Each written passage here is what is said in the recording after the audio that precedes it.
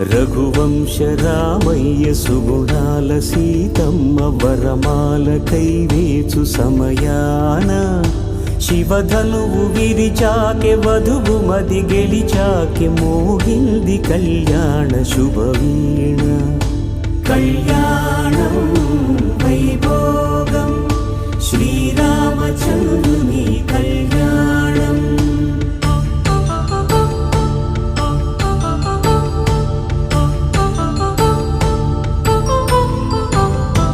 అపరంజి తరుణి అందాల రమణి వినగానే కృష్ణయ్య లీలామృతం.